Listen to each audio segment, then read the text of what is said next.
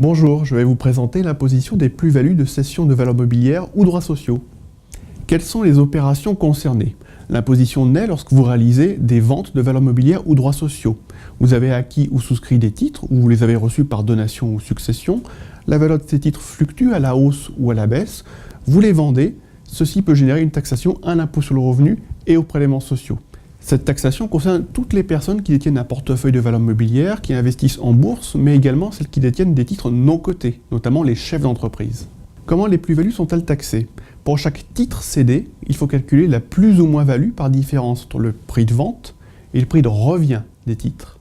Le prix de revient est leur prix effectif d'acquisition ou, en cas d'acquisition à titre gratuit, la valeur qui a été précédemment retenue pour le calcul des droits de donation ou de succession.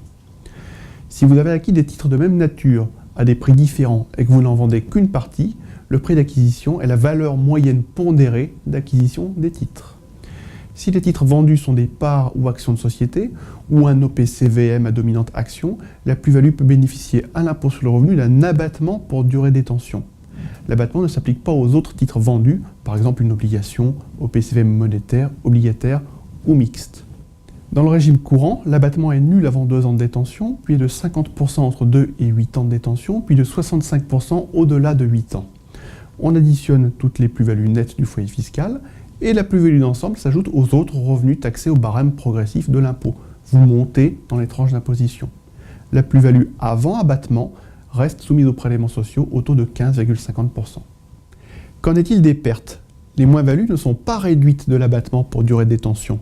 Elles ne s'imputent jamais sur les autres revenus, mais sont reportables pendant 10 ans sur les futures plus-values. Si on constate à la fois des plus-values et des moins-values, il faut calculer chacune d'elles sans appliquer l'abattement pour durée de détention. On impute les moins-values sur les plus-values, pour le montant et sur les plus-values du choix du contribuable.